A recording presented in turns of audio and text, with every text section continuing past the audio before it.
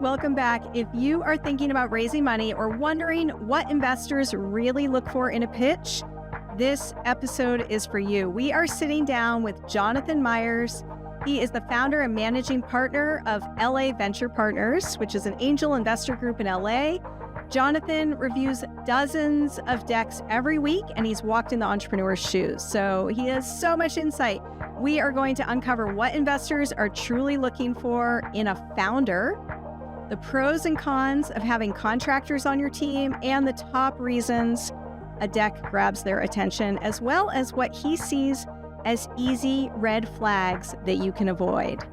Don't want to miss this. Let's dive in. And side note, I'm having a roof put on at our house. Hence, I am in this fancy podcasting studio in downtown Santa Barbara, which is a lot of fun. So if you watch this on YouTube, you'll get a kick. I have no idea what I'm going to put on this green screen, but we'll see. Check out YouTube, subscribe if you want to see what crazy background we pick. Okay, let's dive in.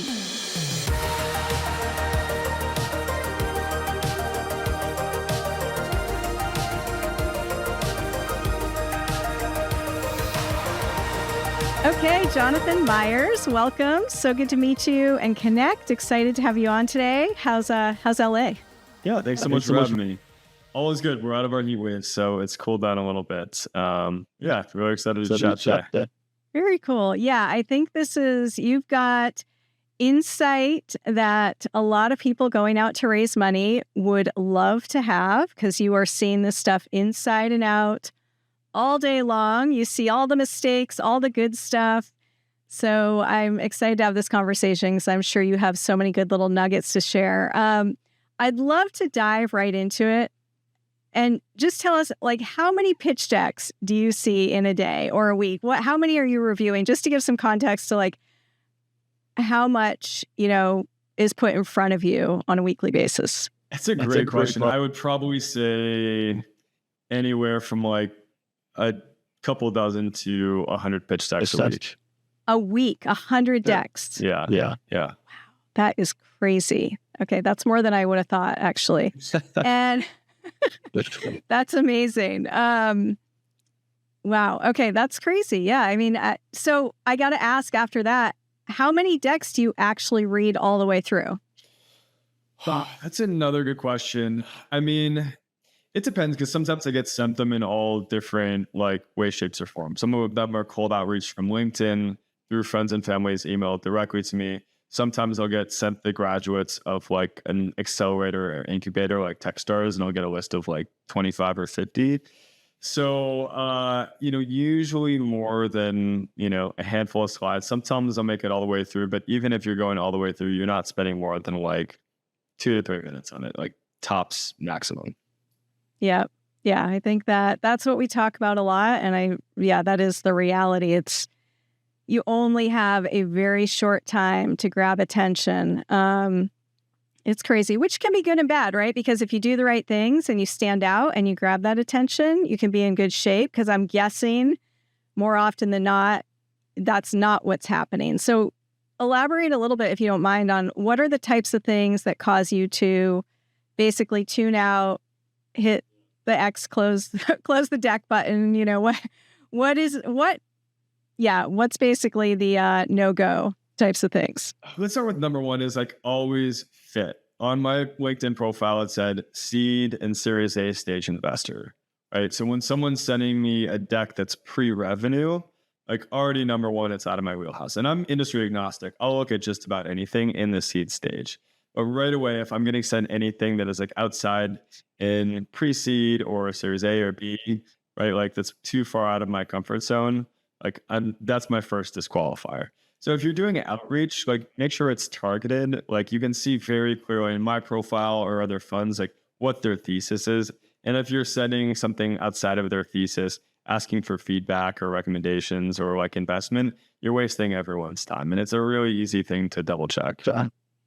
Yeah, that totally makes sense. I think too, it can be just so discouraging on the entrepreneur side if you're sending out tons and tons of decks and not hearing back. So it's like, do yourself the favor and make sure you at least have like half a chance of getting a response, right?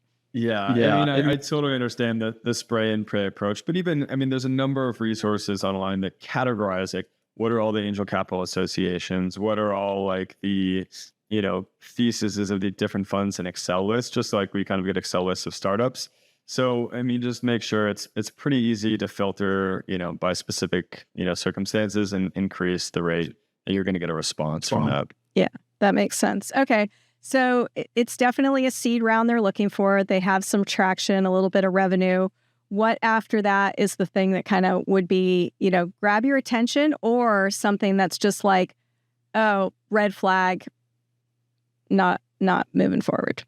It's a good question. I don't know, like, if there's any major thing beyond that. I think a lot of times is it venture backable, right? We were kind of talking about this earlier.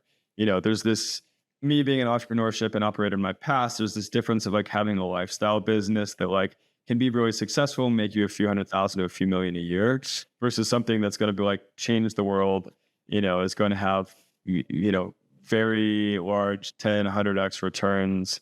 And so if it doesn't have the market size, it doesn't have like the growth trajectory, like VC is only looking for those very minute companies that are like have those growth trajectories that are going to make them money, right? It has very little overlap from like what a good entrepreneur is, a good, business is.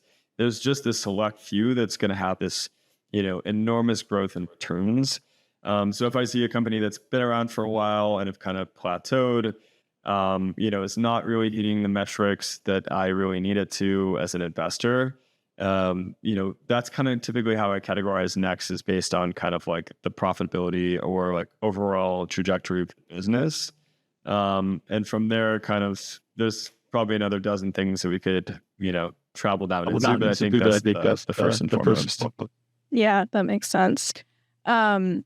And so to kind of evaluate those two things, are you basically looking at like market slide deck, or market size slide, I should say, and then, current revenue and projections? Is that kind of how or are you just intuitively going, yeah, this isn't like, how much is intuition and how much is the information on the deck, would you say?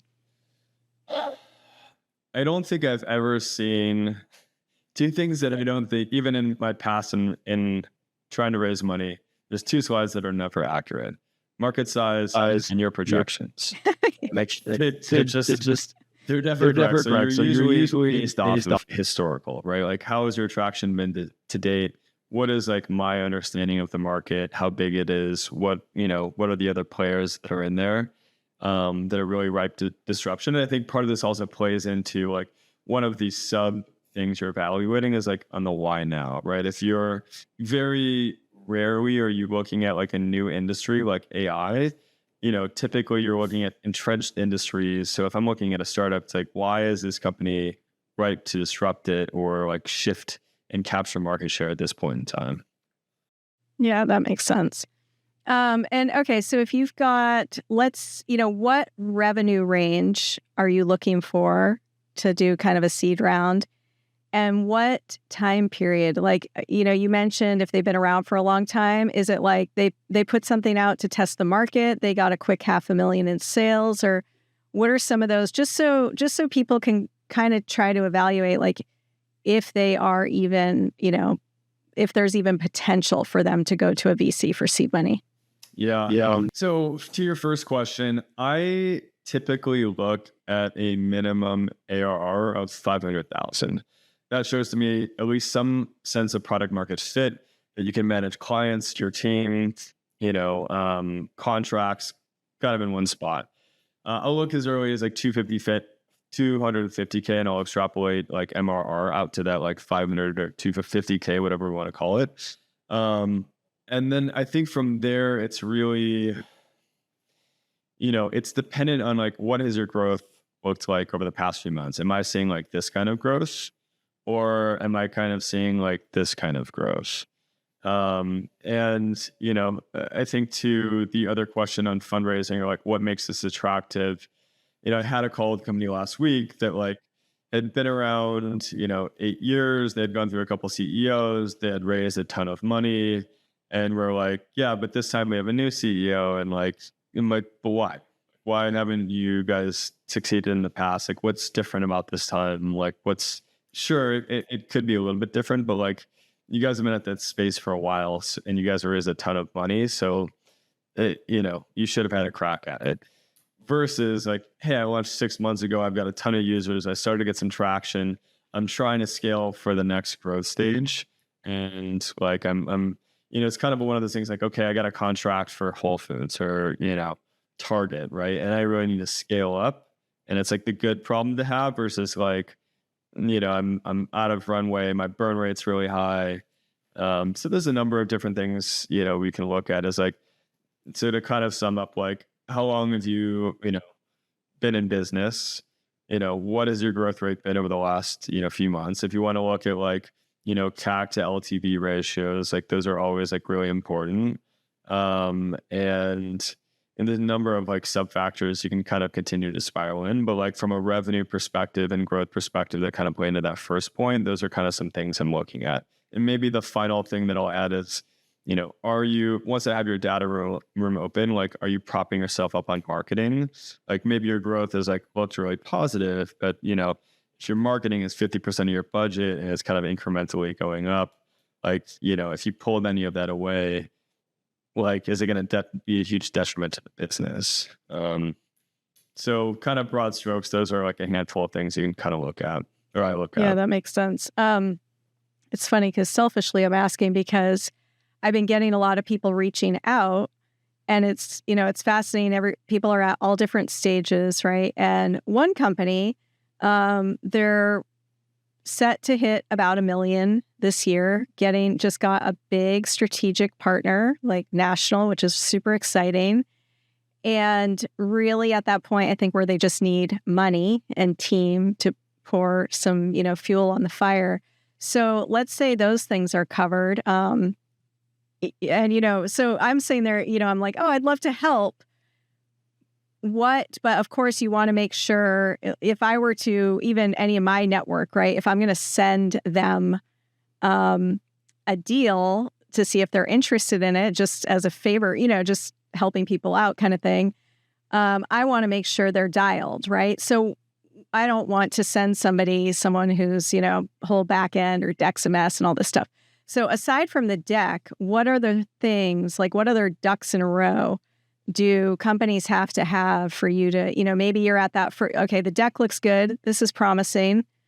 Let's meet. Are there any things that are kind of deterrents where it's like messy cap table, or is it like, no, we can clean that up? Or what kind of things are deterrents at that point that, maybe from a logistics standpoint that entrepreneurs need to have even really before they pitch you, right? Or Yeah. I think first and foremost is like, do you have a fundraising strategy, right? I have people come and have these like one-off conversations for me, but like, are you formally opening up a round? How much are you trying to raise? What are you using that money for? And what terms are you going to raise on, right? Like, I'm trying to raise $2 million and here's why, here's what it's going to go towards. Here's who I'm reaching out to. Like, I've established a list and a pitch deck and like an early data ring that has some of my financials and legal and contracts and, assets and CAC calculations and things like that. So when I want to ask more questions, you're not spending a week going back and like pulling different things and going back and forth. It's like, I've formally created this whole strategy. Here are the things that we just kind of like did high level overview that are there. And then I'm like running down my list to people to talk to. It's very like me personally, very rarely am I leading around. So there's like different classifications of people are going to talk to. You're going to talk to the big institutional investors. They're going to lead you around with like a $250, $500K, $1 million check. And then like, who's going to fill it out? People like me with a smaller 25 or 50K check. But you've got a strategy to like outreach all those. You've got all your documents.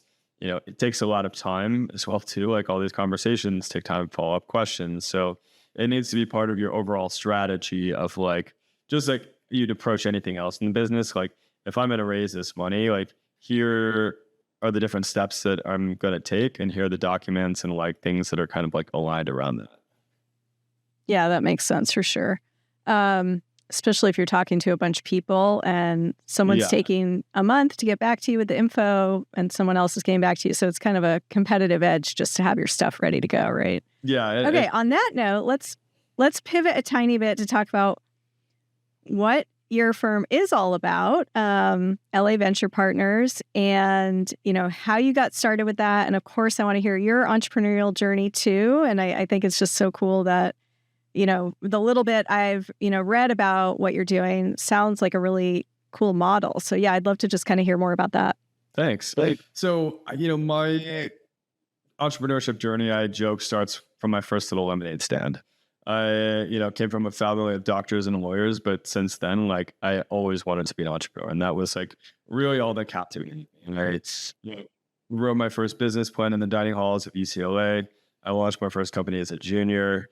I had every kind of side hustle and like side business, some more successful than others. And then I went back to business school at USC to kind of like reset myself. During my first year, I started and had a small exit for like a workout and wellness platform in the middle of COVID, and then was recruiting into consulting. And I really wanted a way to stay involved in the entrepreneurship community. USC has this really unique masters of innovation and entrepreneurship, and these people that like had their whole thesis around starting a business, but with some of them lack like the legal and kind of like operational background. So to some of my classmates, I was like, why don't we, with all of our different backgrounds and skill sets, pull in a little bit of money and find a couple of these people and invest in them? And so I kind of had this like town hall resume during COVID. And I had, almost 100 people show up for it. And I kind of like pitched this like grand vision, and ended up having 74 investors, including a handful of professors from USC. And so then kind of came like the big problem of like, okay, now I've like pulled all this capital together. Like, what do I do with it? So essentially Silicon Beach Investment Group was one of the first VC funds that ever come out of USC, student-led VC funds, and one of a handful only in the country. And so we were kind of trying to make this like democratic investment fund. And there was a lot of things that worked for it and a lot of things that like kind of struggle moving that many people in one direction. And it's always my thesis that like people want to, with the advent of like Vanguard and Robinhood, people want to invest their own money. Like I think like the old financial advisors are kind of becoming like extinct with like our parents' generations. And so they want a team in place to be able to like do the work, but you want to invest kind of like in their own money. So Los Angeles Venture Partners was the second evolution after we deployed all our capital out of Silicon Beach Investment Group. And so my team, sources deals, we do the diligence, and then when we're ready to invest in one, we'll present it out to the group. And then we set up the SPV. If folks want to invest, they can invest starting at $1,000. And then if like to whatever we have room for on the cap table. So it's kind of like a choose your own adventure where you can like come on, do the learning. We have a CEO coming on this week to do kind of like an introductory first call. Like members of our group can join and just kind of like hear what the process is, hear the pitch. So they can really come along for the learning versus like if you're writing a blind check to a VC fund, you'll get like, a quarterly newsletter of like how your investment's doing. But we really want to take people along for the ride. And this helps them, we've had past members get jobs in VCs, raise money out of their own funds. So you're really like learning and being involved with a community to kind of like continue to grow and be a part of like, networking, investing, and entrepreneurship. That is so cool. I love that. Yeah, very appealing for someone like me who's, done a few small like angel investment type things. But that sounds like really fun just because that's for me, half the fun is just being able to, which is obviously why I'm doing the podcast, just to be able to like talk about this stuff and, help people. And so that's really neat. Congrats. That's, 74 investors like out of your first meeting. That's a pretty high number. That's awesome. It was kind of like a success was part of it. It's like your best and your worst problem to have. Yeah, it's been, right. You're like, oh, now I'm on. Now I got to make it happen. Right. It's been good. It's a way to stay involved in the community, be a part of like, companies that are changing the world with people that are changing, like literally changing industries and, the things that impact our lives every day. So yeah, it's been a fun journey and, we're still kind of like learning, growing and evolving, but, we've done 2 investments to date out of Los Angeles Venture Partners. We just kind of launched at the end of last year. We really are just, aiming to do a handful across the year with a handful of deals. So very kind of like highly selective because, I'm putting my own money against it, and these are kind of like my close friends and community and networks. So really, half learning, half like highly curated deals for folks. Yeah. Oh, that's great. Very cool. What was I going to ask you about that? Well, first of all, I love that you've kind of had that entrepreneurial drive your whole life. I think USC, like if anybody has that, that is such a great school to go to. I've heard so many companies spin out of there. You know what I mean? I don't know what it is. Is it just they have a great entrepreneurship program, or is it just kind of being in LA? Because so many people spin out of there with, companies. I don't know. Or maybe it's just because I've lived in Southern California, so I've heard a lot of them. It's a great community, like first and foremost, with like alumni that people will open doors for you and always take calls for. They also have several like incubators directly on campus. They have a number of courses like directed around entrepreneurship. I think they've done a good job at evolving like with the times and with the interest in this field. They also have more established funds. That they have the Marshall like fund directly out of like for USC founders. And so I think there's been like a good kind of like hub of like ecosystems and around entrepreneurship. And then they also have the Masters of Innovation program out of there that's just around people kind of like creating their own ideas and startups. So I think like the amount of time and attention that they've shifted on there, aside from like my alma mater at UCLA for undergrad, is like, at least when I was there on campus, and I know they have a couple of funds there, and I think their business program is a little bit different, but like they just didn't have at that point in time like the amount of like resources and time and attention that USC is putting on it. Yeah, no, that's awesome. Very cool. Yeah, my husband works with a company, and the founder wrote his business plan there, and it's like 25 years later, he's leading in his industry and started right out of college, kind of thing. I love those stories. So yeah. Very fun. So what would you say, what kind of trends are you seeing? Obviously, AI is a big one. What other trends are you seeing? Are you seeing like lots of food and beverage stuff, or, what kind of stuff is crossing your desk, or is it just all over the board? Yeah. I mean, it would be hard to ignore AI. Part of me thinks it's like this year's NFT and Web3. And part of me thinks that it will definitely have enormous impacts across every single industry that like we work in today.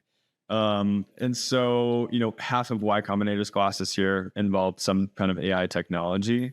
So I think like those that are not, starting and iterating around it will probably be left in the dust. But I also think it's going to kind of be a crapshoot in terms of like what is going to pay off in this field. So we're being, a little reserved in that aspect. I think some of the other things that are coming out around, hardware and, cybersecurity, like are big places, the shift to cloud, fintech has continued to be like an enormous, industry that's done really well. So I think, other than AI, part of my honing of thesis over the last few years is like, let's stay with industries that are entrenched, right? And that are not new in the latest waves, like the things that I've mentioned, and that have, not done well over the last few years.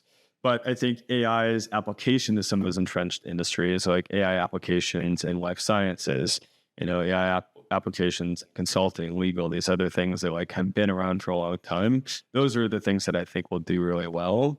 But it'll be interesting to see how it shakes up. I don't pretend to have a crystal ball, and anyone that does, I'd caution against them. But I do think it'll have a huge impact. But I think the big players in AI will probably eat a lot of that up. So it'll be interesting to see. Like, I don't think it's something that we should shy away from, but just given the volume of different AI startups that I see, it's something that we're still kind of like slowly kind of wading through and trying to figure out. Yeah, that makes sense. I think too, stuff like that where a bigger company could come in and just be like, oh, we did it too, and then you're irrelevant is, tough. How much do you say is like, do you look for the founder having been, really invested themselves? Like, what do you look for in terms of Because obviously, even if they've got, close to $1 million in revenue, still very early stage, and the founder is running the show for the most part. So what kind of things are you looking for in a founder, and how invested maybe they are personally for you to feel comfortable making an investment? Yeah, it's a great question. And I love doing sleuthing on founders. I'll look at everything from like their LinkedIn to Instagram to like whatever I can find about them. Like I want to know about them, because typically the bet is half on the company and it's half on the founder. So a lot of times you're gonna have to pivot, iterate, and your company that comes out of there that you invested in might be something totally different. So I think first and foremost is like, what is your domain expertise? How long have you been in this area? And like, what do you really know about it? So a good founder will have worked in an industry for 10 years, identified a problem, and now he's creating something that's going to fix that. Secondary to that, I'll look at like, what's your education background? What kind of certifications do you have? Like, what past company experience do you have? And who are you surrounding with? Who are your co-founders and teammates?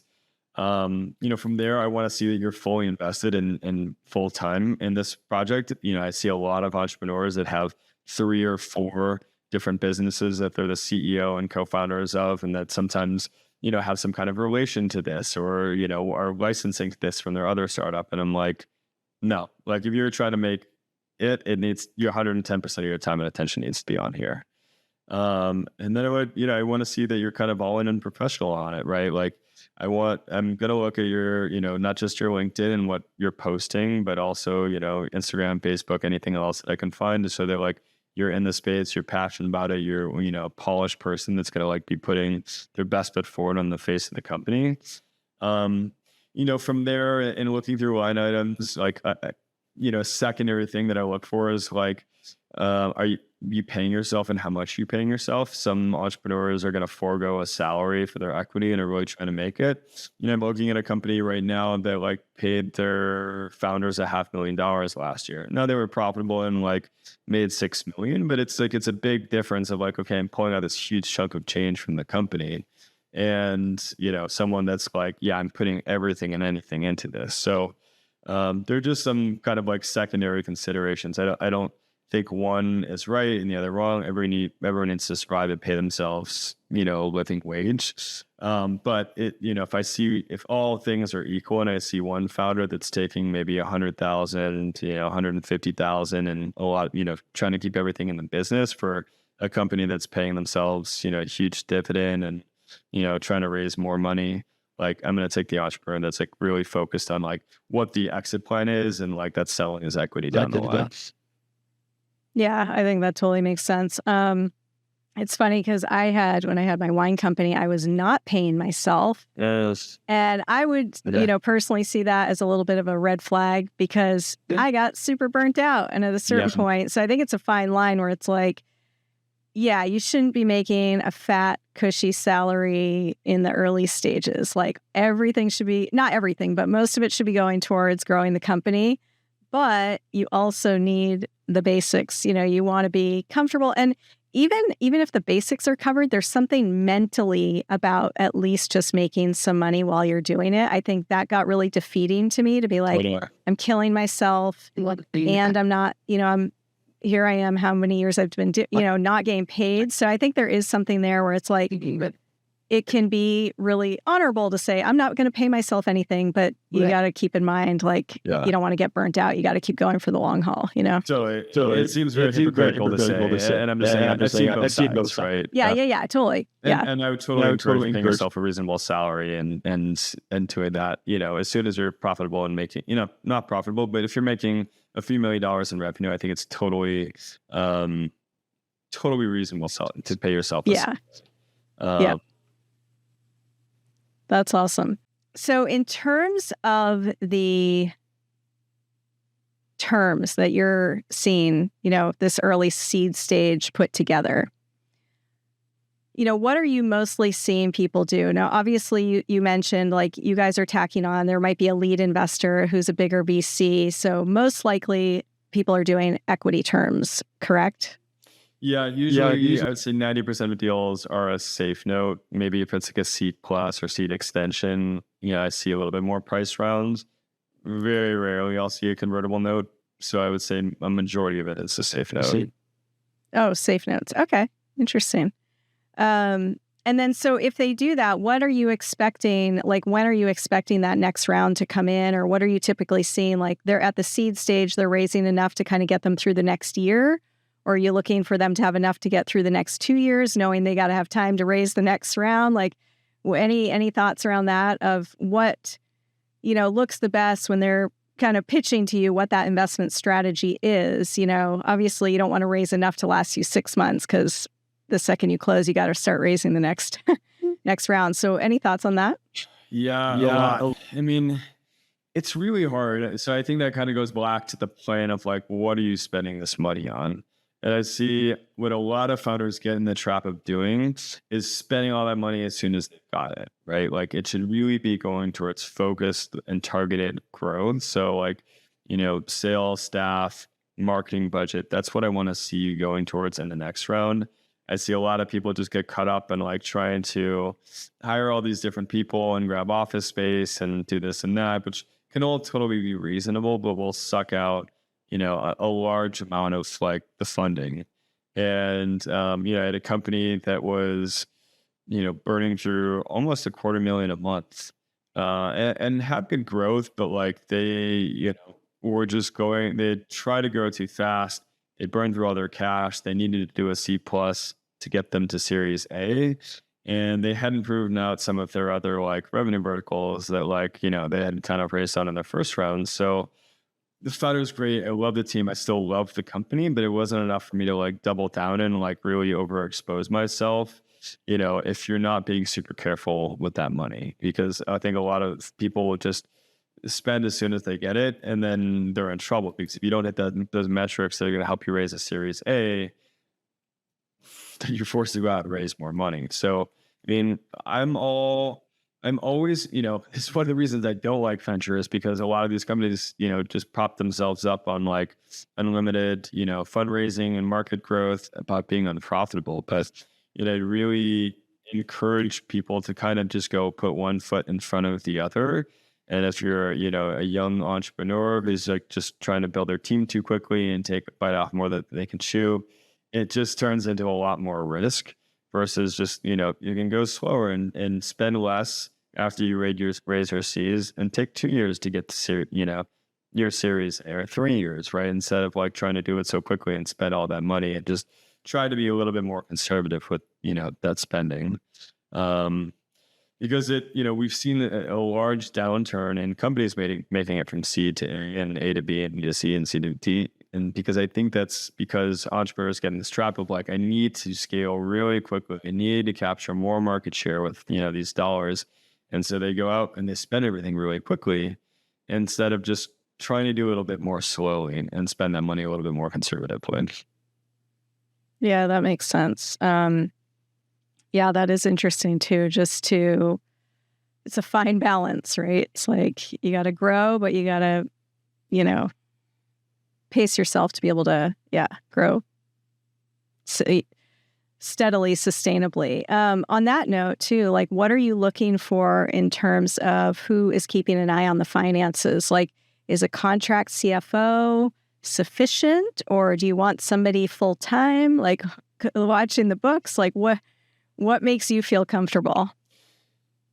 That's a good question. I don't know that I have like a hard and fast opinion on this. I think at the seed stage, I'm perfectly fine with like a fractional CFO. And I think like in the pre-seed and even seed stage, I mean, there are so many good you can outsource everything versus hiring full-time staff. And being in California, which is incredibly litigious and difficult, to hire. And like, if you can be a great CEO and have a fractional CFO, chief legal officer, HR, even biz dev teams, right? Like, you can literally outsource everything and be a great, CEO at the beginning, in the middle of like all these different kind of fractional resources. So you're cutting down on, spending, you're cutting down on, your time to hire and scale. It's a lot easier to scale like a third party than it is, hiring and training yourself, which is a hard skill if like a startup from a founder trying to focus on 10 other different things. So I think at the end of the day, like, tying it back to your question, is like, I I'd almost prefer to see like some of these outsourced, aspects at this point, because it shows that because you can still get experts in that area and field instead of trying to do it yourself or like hire someone full time, which you may not need full time at this stage. I know a number of good kind of fractional like resources and like over in all these different kind of areas. Very cool. Yeah, I think that's helpful to know. I think that's sometimes where people are like, do I need to have a full team of full-time people? Or, it's hard to know if, you're overstaffed or understaffed. Interesting. And I got to ask, so this is more just personal curiosity.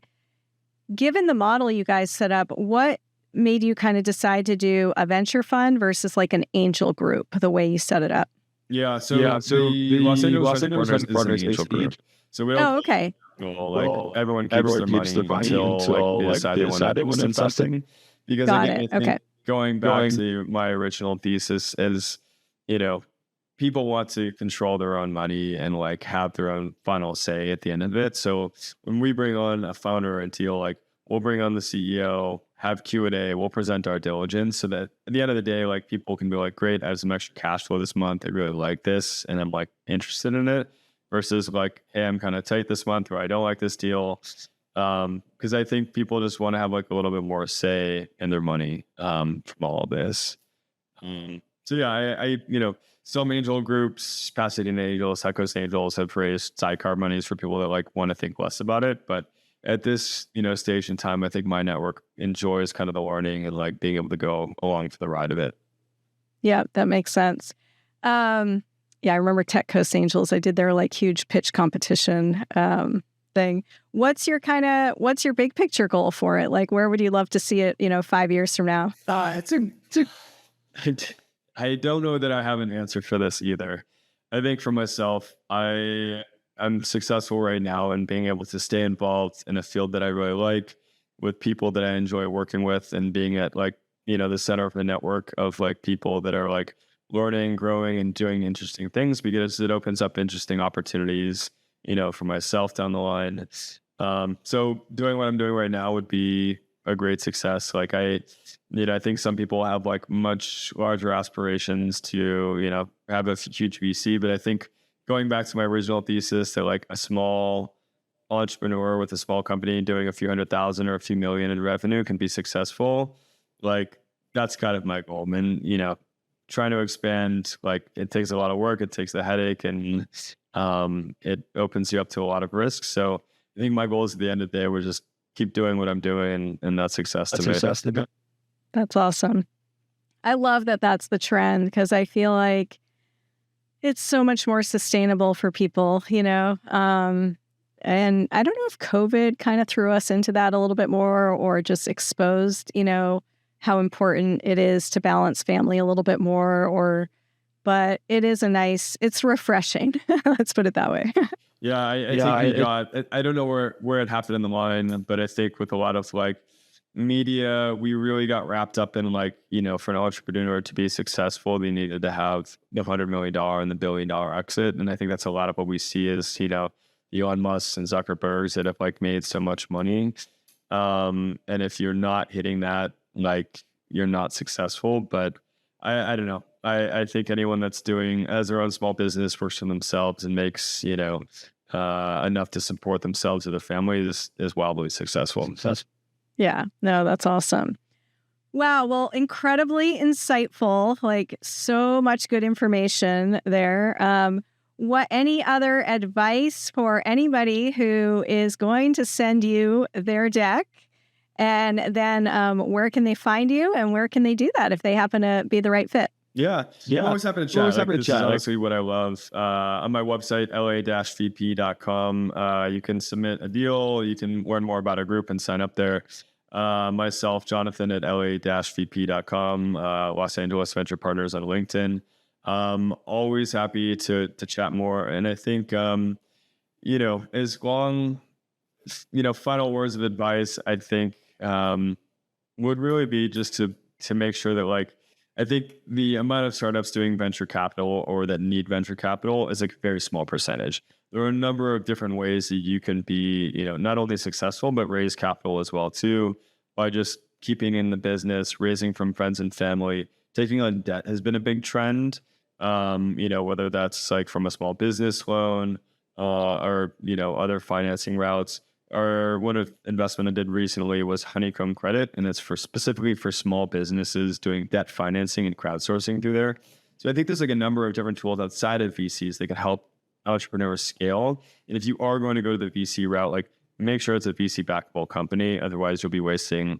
It's a long, hard process. You'll be wasting your time, other people's times, and it's such a small portion of companies that are going to be able to raise those dollars.